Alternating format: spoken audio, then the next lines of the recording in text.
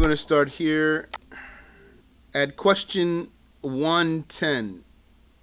What if he says that it is forbidden to prostrate to a man in the law of Muhammad sallallahu alayhi wasallam?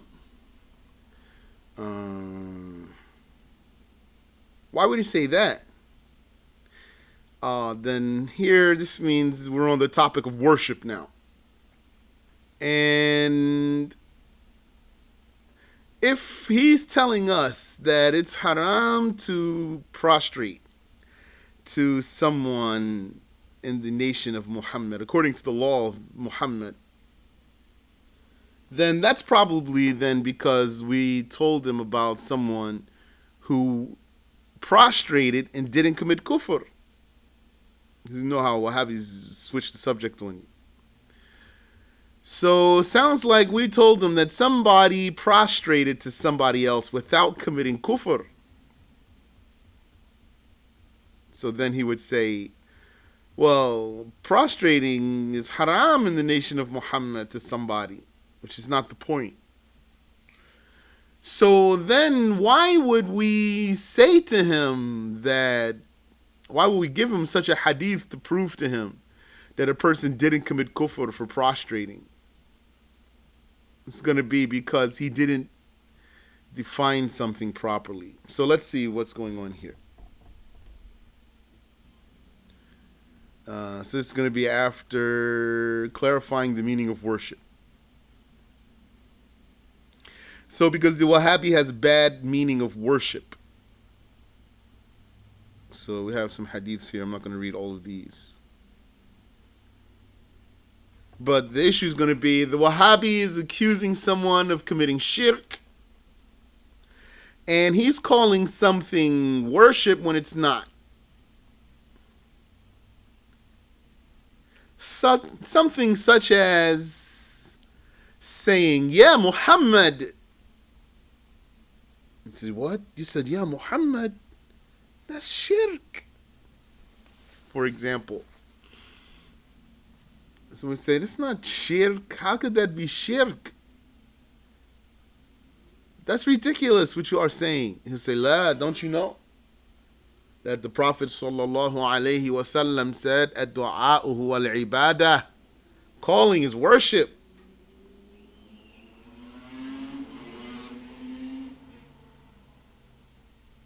So you tell him, that doesn't mean just calling someone, just saying, "Oh, fulan."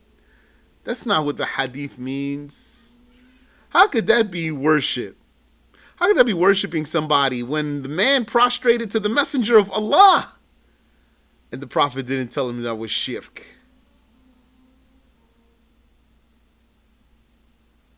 Then that's where the Wahhabi would say, "Oh, that's haram to prostrate to somebody. That's haram. It doesn't matter. That's not the point. Whether it's permissible or it's not permissible to do that. The Prophet didn't say he committed shirk. Didn't call him a whole kafir." So if he says that, what if he says that it's forbidden to prostrate to a man in the law of Muhammad? Then you say that's besides the point. It's not the issue. And we're going to see here, always beware of a Wahhabi reaching for something beside the point. We saw an example last time when we talked about the ayah of the good innovation done by the followers of Jesus. وَرَهْبَانِيَّةً ابْتَدَعُوهَا, and a monasticism that they innovated. So you would show them, say, look at this ayah. This is proof that there are good innovations. There is a such thing as good innovations. They say, this isn't proof. We don't even do Rahbaniyya in the nation of Muhammad. So that's why when you're dealing with Wahhabi, you have to be sharp. You have to be on your toes. Dealing with Wahhabi is like dealing with a sneaky liberal. It's so sneaky and underhanded and not honest. Say that's not the point whether we do Rahbaniyya in the nation of Muhammad or not. The point is that they did a good innovation. Here, same thing. It's not the point whether it's permissible to prostrate to a man or not. The point that the Prophet didn't call him a kafir. And you calling someone a kafir because he said, "Oh Muhammad?" Sallallahu alayhi wa ala alihi wa sallam. Question 111. Why make tawassul? Can Allah grant you what you seek without that? So this is a question the Wahhabi is going to ask you. When you prove to him by religious proof that tawassul is not kufr and it's not shirk, when you show him the religious documents and give him the proper arguments that tawassul is fine, you're not worshipping someone other than Allah by saying, "Oh Allah, I ask you by Prophet Muhammad sallallahu alayhi wasallam." So what he's going to say to you? He's going to say, "Well, why even make tawassul? Why would you do it? What's the point? Can't Allah grant you what you seek without doing that?" Wa alaikum assalam wa rahmatullah. You said it's one of the valid forms of ibadah, so it's valid for us to do it. That's a correct answer.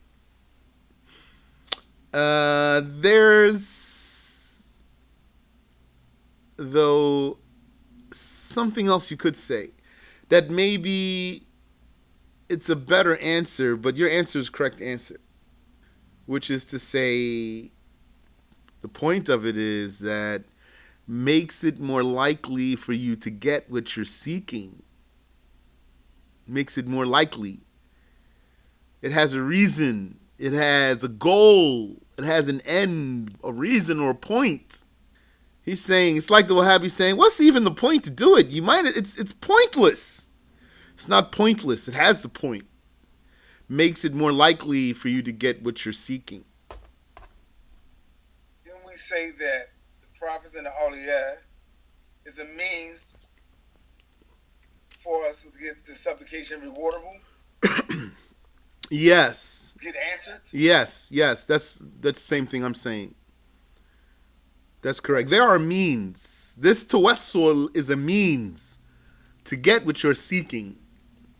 Like someone else said here. Why do they take medicine?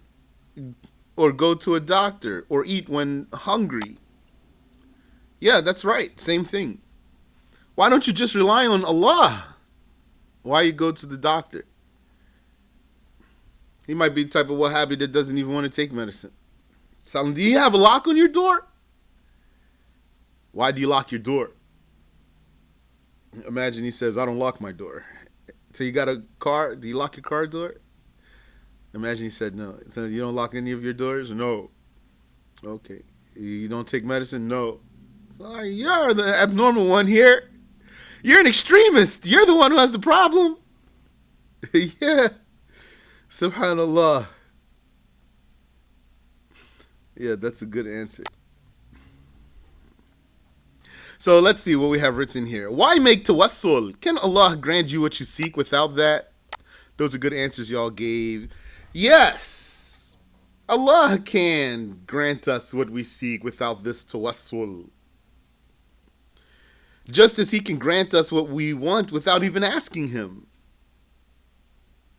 So, why do you even make dua? Do you make dua? Do you even make any dua in the first place? Why are you saying words for dua? So just like you said, why do you take medicine?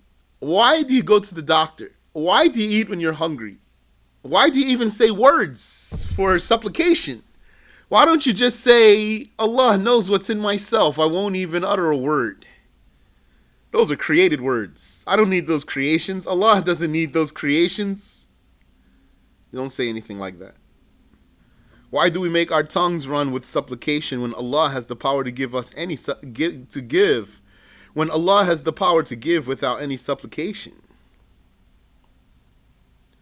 So Allah made tawassul an optional resort. So Allah made it valid for us. He made it an option for us to say, oh Allah, grant us such and such. And He made it an option for us to say, oh Allah, I ask you by Muhammad to grant us such and such. This didn't become by adding that a worship of Muhammad sallallahu alaihi wasallam. Who would say so but someone who's not fond of Prophet Muhammad sallallahu alaihi wasallam? Next question here. What is the evidence that the Wahhabis' conditions for tawassul are not needed? What is the evidence that the Wahhabis' conditions for tawassul are not needed? Well, in order for us to answer this question, we need to understand what's the Wahhabis' conditions for tawassul. Those are the conditions that he took from his misguided Sheikh, Ibn Taymiyyah, who said that tawassul is only valid bil hayyil hadir. Bil hayyil hadir, that means someone who's alive and present. Yeah, he said the person must be alive, and they said it has to be a presence. I appreciate you answering the questions, Barakallahu fikum. So I got used to just saying them and then answering, so it didn't give you a chance to answer. So if you want, just be quick with the question if you want to get the answer out before I say it, inshallah. Yes, he says, the Wahhabi says, you can't make tawassul by someone unless he's alive and present. So these conditions of his, what's the evidence that his conditions are not needed? Okay, that's easy. But if it were me, I could answer the question. I could say the evidence is, but if it were me, I might want to give this guy a hard time, this Wahhabi who brings these conditions, and I'd say to him, what's your evidence that these are even conditions? The Prophet sallallahu alaihi wasallam said, كل شرط ليس في كتاب الله فهو باطل وإن كان مئة شرط. Every condition or any condition that is not in the book of Allah is invalid, even if it were 100 conditions. So you can't just go around making up conditions. So what's the condition that they put? They said that the one you're making tawassul by is alive and present. What's your evidence, Wahhabi? He says, because, or else it's worship. Tell him that's not an evidence. That's your claim. That's not evidence for your claim. He doesn't have any evidence. And in fact, the evidence is contrary to his claim. And the evidence is what? Which hadith? Just tell me the hadith. Don't tell me the whole hadith. Tell me the name of the hadith. Which hadith contains the evidence that the Wahhabis' conditions for tawassul are not needed? And 5, 4, 3, 2, 1. That's the hadith of the, they might say the blind person hadith. Who might say? We say they might say. Who might say? The Wahhabis. How would they use the hadith of the blind man? How would the Wahhabis use the hadith of the blind man? They're not going to use this hadith, because this is the hadith they use against them. The hadith of the blind man is the hadith that's the evidence against them, because that's the hadith that shows that you can make tawassul by someone who's not alive or someone who's not present.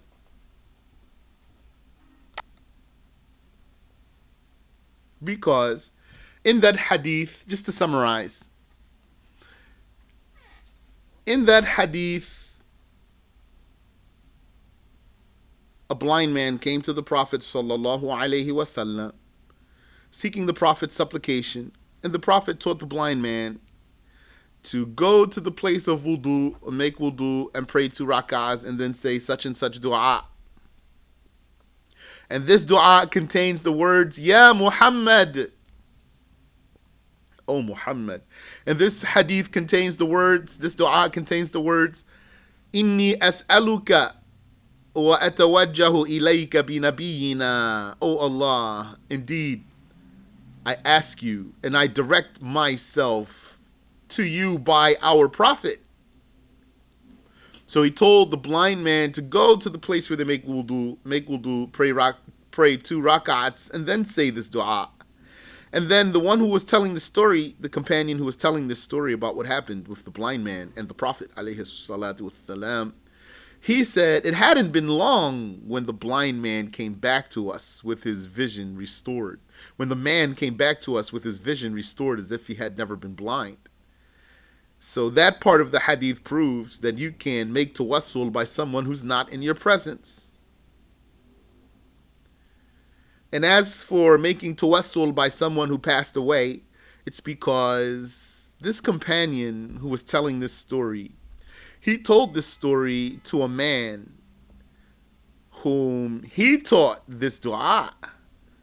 And he taught that man this dua after the Prophet's death. He taught the man the dua after the Prophet's death. And then the man thought that, oh, you must have talked to the Caliph for me. I'm summarizing, of course. Oh, you must have talked to the Caliph for me. Thank you so much. So he told him, no, I didn't talk to the Caliph for you. It was the dua that I told you to do. I was with the Prophet when a blind man came to him, and then this is what happened. So he taught that man this dua after the Prophet died, alayhi salatu wassalam. When was this, by the way? At what time, during what time did this companion teach this man this supplication? When he told him the story of the blind man. When was that? Because we're saying that was after the Prophet's death. And that was a companion who taught that man. After his death, when? Yes, fi zamani Uthman. At the time of Uthman ibn Affan, the 3rd caliph.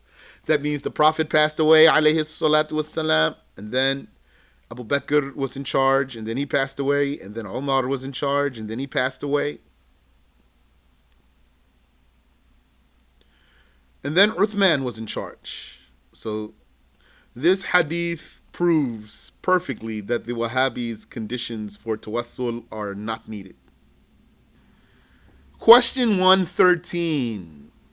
Had tawassul by the Prophet sallallahu alayhi wasallam after his death been permissible? Would Umar ibn al-Khattab have abandoned that to make tawassul by Al-Abbas?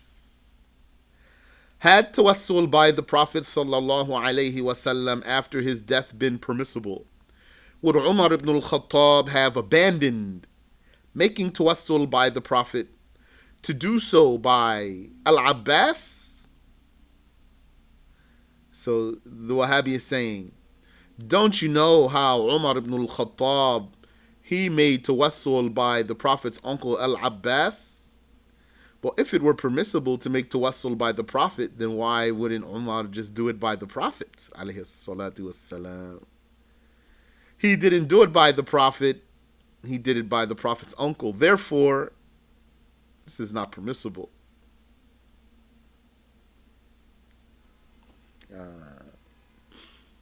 5, 4, 3, 2, 1.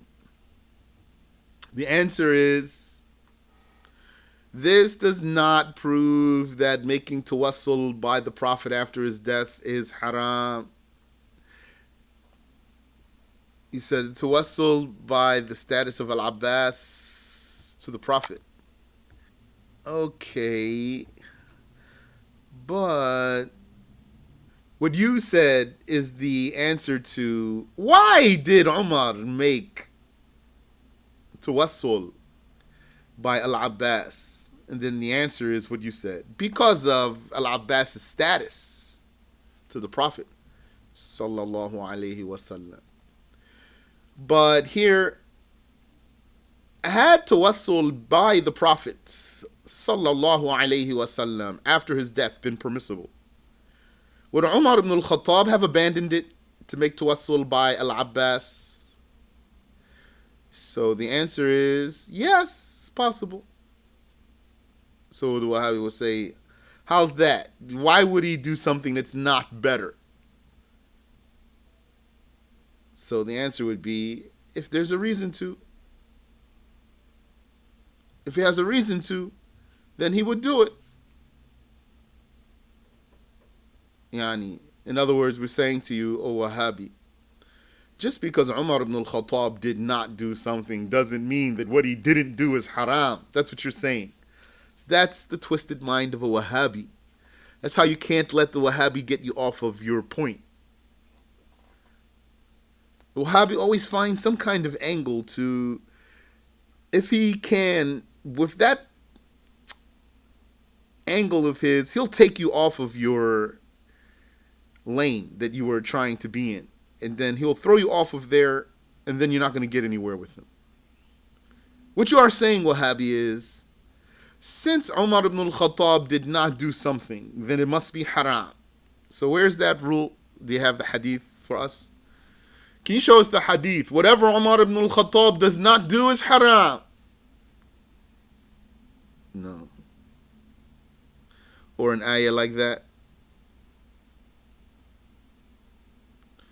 So then, if the Wahhabi says, well, why did he make tawassul by Al-Abbas after the Prophet's death then? Then,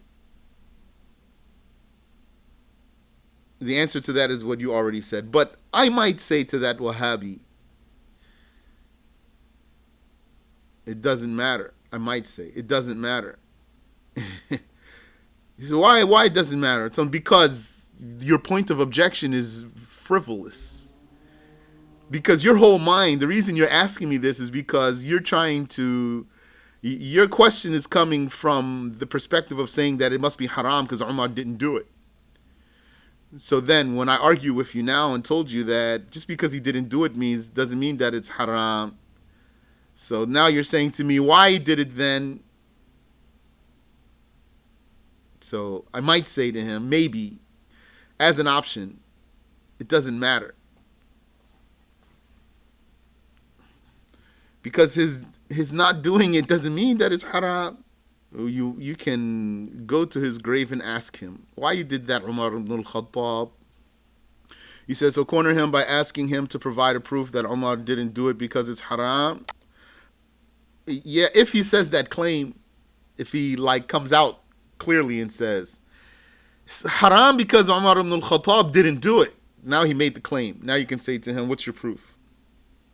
But if he doesn't come out and say it that way, rather he's just hinting at that, and rather what he says is, if it were permissible to make tawassul by the Prophet after his death, then why did Umar ibn al-Khattab make tawassul by Al-Abbas after the Prophet's death? So if that's what he said to me, then I wouldn't say to him, prove to me that it's haram to do it because Umar didn't do it. Do you see the point I'm making here? Sure, that's what he's getting at, but he didn't really say that so that I would ask him to prove that. If I'm going to ask him to prove something, I'm going to ask him to prove something that he claimed. So if he were to say, if that were permissible, why Umar didn't do it?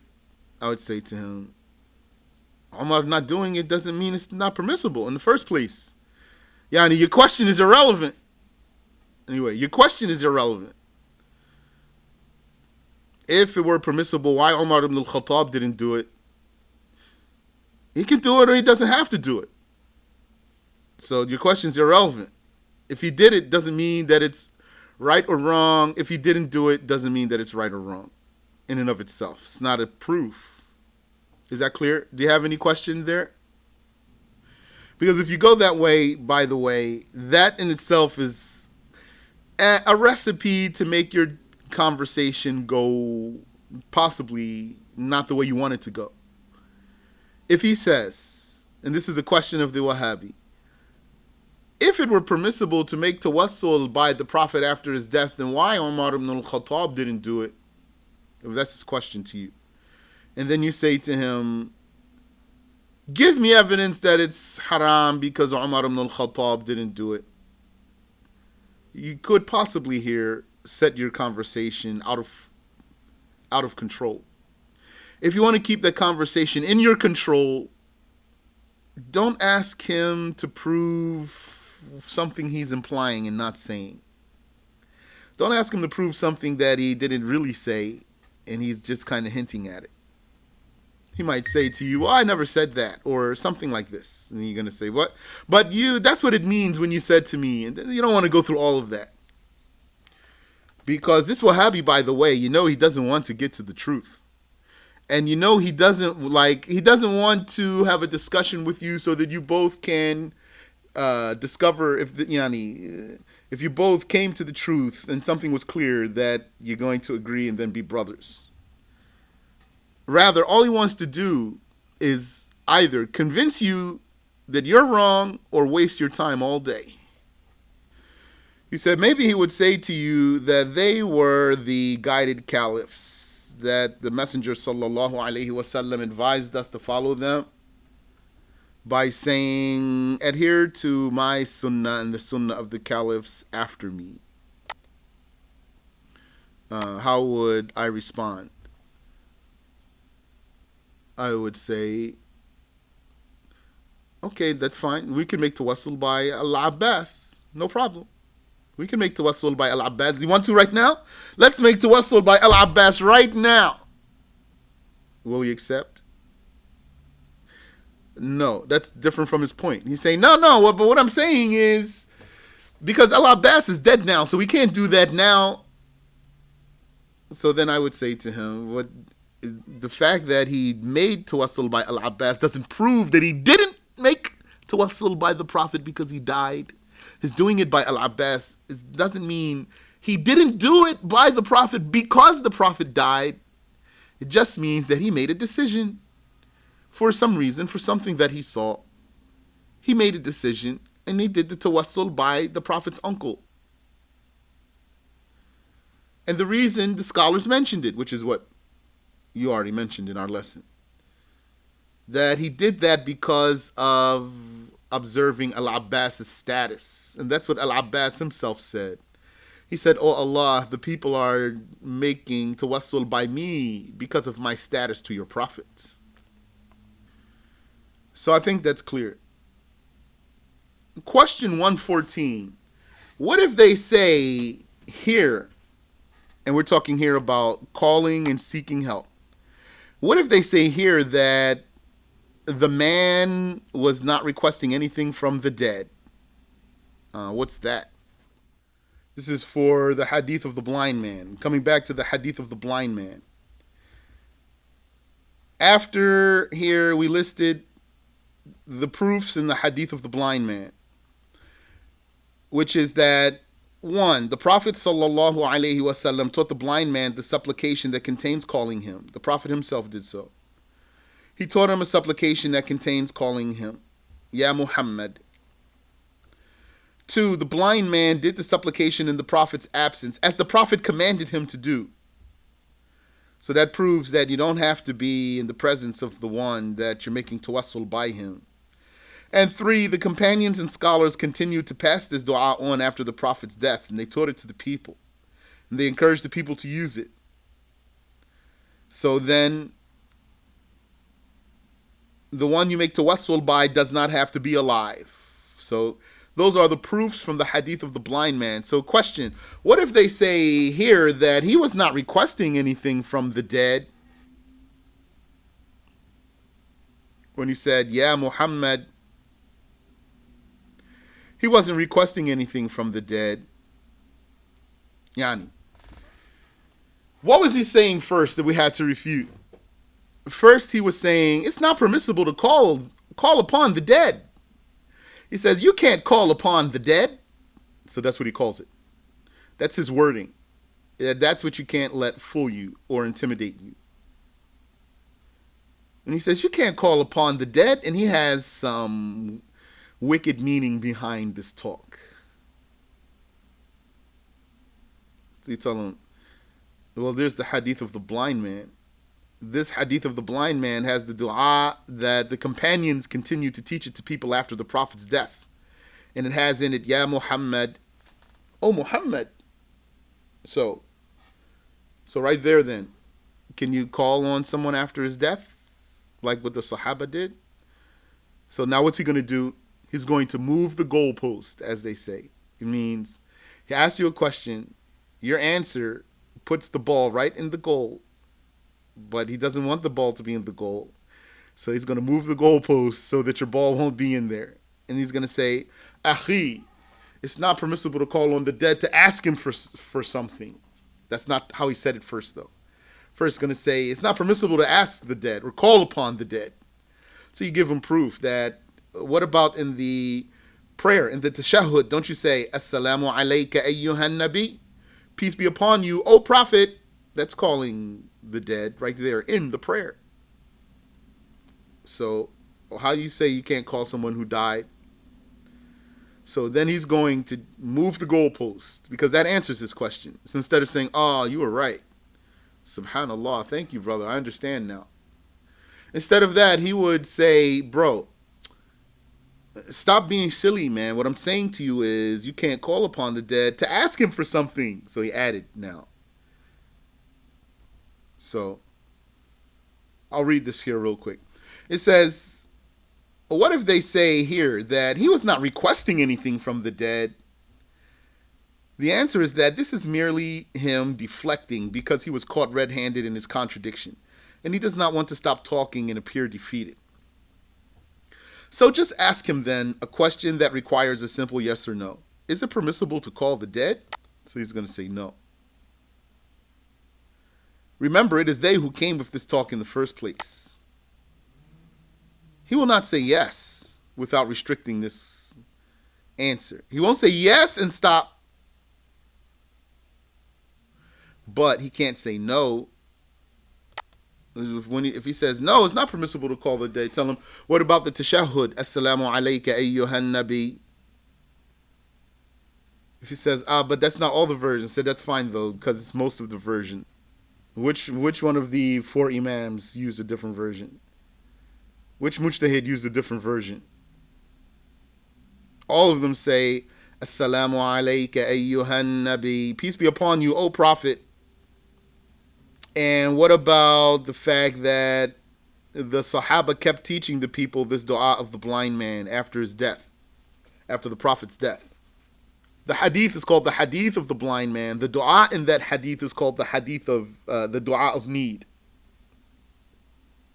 The dua of need. So how do you answer this then, Wahhabi? So his answer would be, well, what I'm saying is he can't call the dead to ask for something.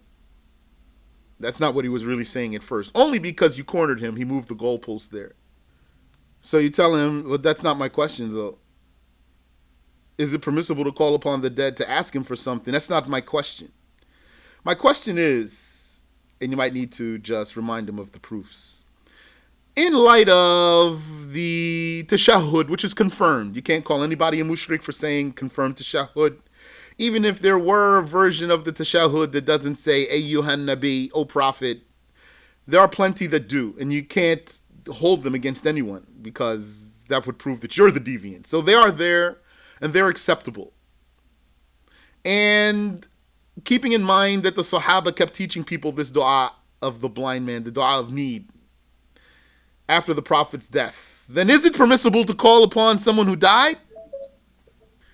Then he won't say yes or no. He's going to say, I told you, you can't call upon him to ask him for something. So I'd say, I'm not asking you about asking him for something. I'm just asking you about calling him. So then he'll probably just say, you can't call him to ask him for something. because he's not going to want to answer this question. So that's how you stick him here. If you got into a conversation around this point here. So I'd say to him, for example, all right, so you don't want to answer my question? If he says, I answered your question, tell him, no, you didn't. Because my question is just yes or no is the answer. Is it permissible to call the dead? If you say, Assalamu alayka ayyuhan nabi, that's haram or not? He has to say no, but he doesn't want to. Question, فماذا يقول فيما قلته في التشهد ما رد. If he says about the tashahhud that there's a version that doesn't say ayyuhan nabi, oh prophet, I'd say if that were true, but there's versions that do say that, and all the imams use those. None of them chose the version you claim. So what about the versions that are valid? Would you say whoever uses them is a mushrik?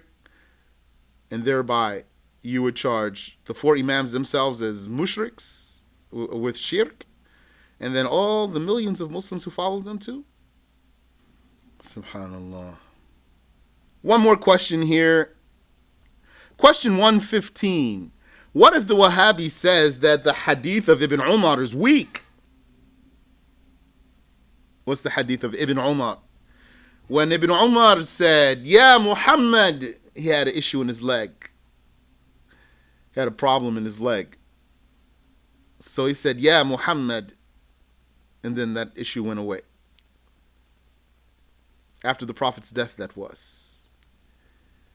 So if he told you, this hadith, this is weak, tell him, no, it's not weak.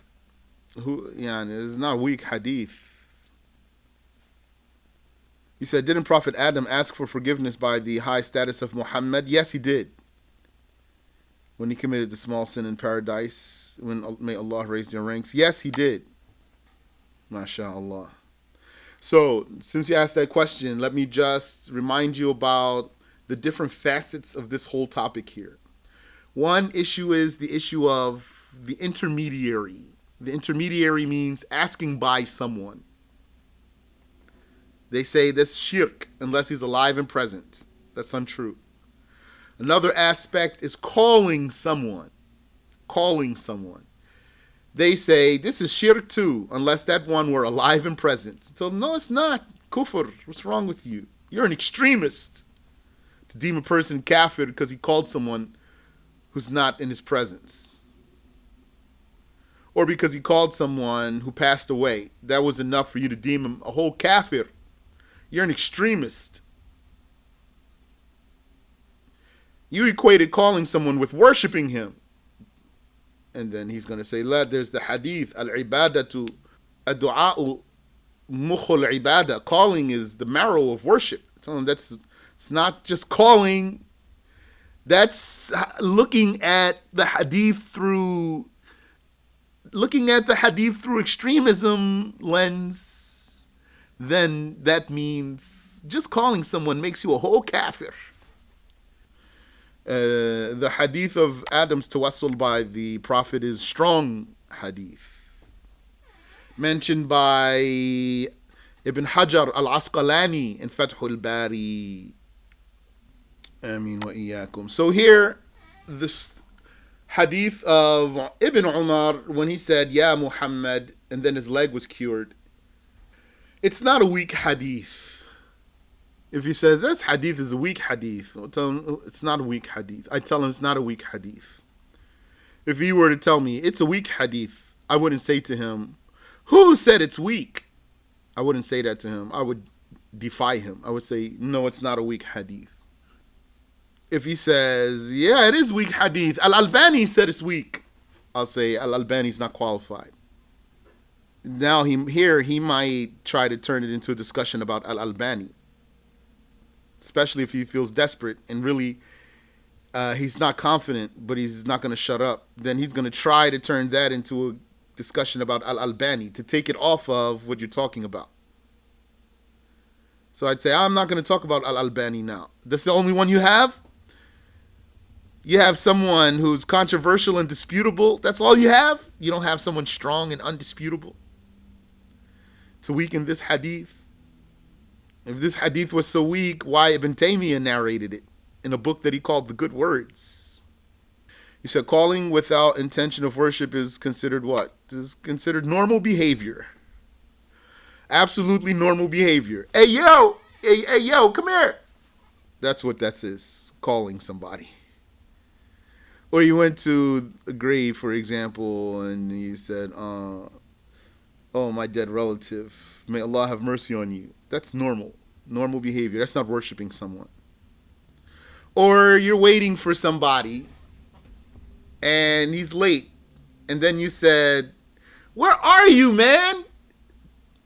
Not like, he doesn't hear you, though. You just said it because you're waiting for him. Where are you? Dang. So that's normal behavior. That's not worshiping somebody. For Wahhabi, all of that is kufr. You can write the book of Ibn Taymiyyah. It's called Al-Kalim Al-Tayyib. Al-Kalim Al-Tayyib, the good words.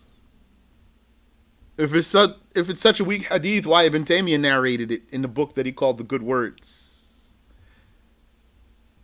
So what's he going to say here? He said, even if he narrated it in this book, it's weak though. So even if it were weak, Ibn Taymiyyah said it's a good word though. Did Ibn Taymiyyah commit kufr here for deeming shirk good? According to you, here he has no way out.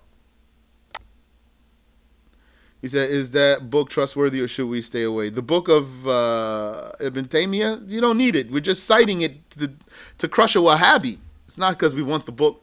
We don't want anything from Ibn Taymiyyah. Whatever Ibn Taymiyyah has, he could keep it.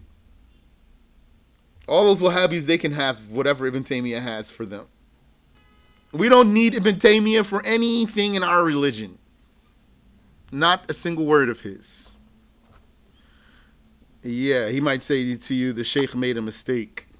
But it's a shirk mistake according to you. How you make that mistake? That's a mistake that even you wouldn't make, you Wahhabi, according to you. That's shirk. Who slips up like that?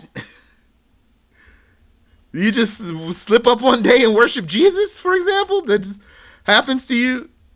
One day you make a mistake and worship Jesus, you worship Buddha by accident? And don't even realize it? And then somebody else say, oh no, he made a mistake there. طيب. سبحانك اللهم وبحمدك أشهد أن لا إله إلا أنت أستغفرك وأتوب إليك